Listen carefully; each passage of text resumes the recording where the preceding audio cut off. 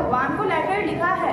अगर हाँ तो आप इस वाले चैप्टर को अपने आप से रिलेट कर पाओगे, अगर नहीं तो कोई बात नहीं, क्योंकि आज हम इसमें एक लैंचो किसान की कहानी पढ़ने वाले जिसने भगवान को लेटर लिखा। तो चलिए पढ़ते हैं कि आखिर आगे क्या हुआ, उसने जो लेटर है वो क्यों लिखा।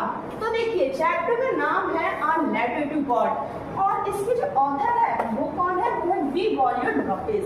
इनका आपको नाम याद रखना पड़ेगा, क्योंकि इसको आप फाइव जो क्वेश्चन मार्क जो होता है उसमें आप लिख सकते हो। और इसके जो मेन कैरेक्टर है वो है लैंचो। तो चलिए अब हम जानते हैं कि जो लैंचो है उसने लेटर क्यों लिखा। शुरू करते हैं। एक समय की बात थी, एक फार्मर था। फार्मर का मतलब किसान था, उसका नाम था लैंचो। लैंचो ने अब क्या करी, यहाँ पे खेती की, और खेती के लिए हमें क्या चाहिए होता है? पानी चाहिए होता है। और पानी जो है वो हमें कहाँ से मिलेगा? बारिश से मिलेगा। तो जो फार्मर है, farmer waiting for rain, farmer है जो लैंचो वो किसका वेट करता था? वो बारिश का वेट करता था। Rain storm. अब क्या हुआ? बारिश हुई और जो लैंचो है उसको दो बूंदे दिखाई दी। जो छोटी बूंदे 5 पैसे उसको डिनोट करती है, और जो बड़ी बूंदे वो 10 पैसे उसको डिनोट करती है। पैसों वहाँ की करेंसी, जैसे कि यहाँ की जो पैसे होते हैं उसको रुपए कहते हैं, पैसे की वहाँ की करेंसी को हम क्या कहते हैं? पैसों कहते हैं। लेकिन जल्दी क्या हुआ, उससे जो खुशियां है ना वो सारी की सारी उड़ गई, और उसके जीवन में दुख आ गए। दुख क्यों आ गए?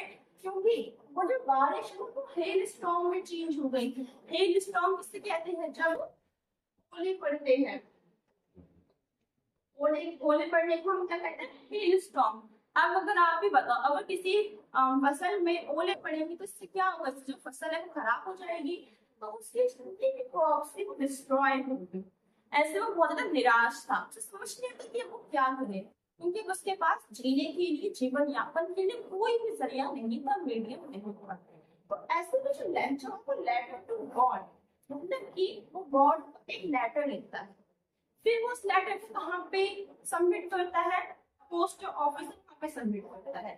पोस्ट ऑफिस के जितने भी वहां पे जो भी काम करते हैं उन्होंने उस वाले लेटर को देखा और उन्हें हंसी आई कि भाई ये कैसा इंसान है जो कि भगवान को क्या कर रहा है? पत्र लिख रहा है। लेकिन वहां पे था एक पोस्ट मास्टर को लैंचो की हालत पे क्या आ गई? दया आ गई। और ऐसे में पोस्ट मास्टर ने बहुत मुश्किल से सबसे मांग कर 70 पैसे इकट्ठे किए, कलेक्ट किए।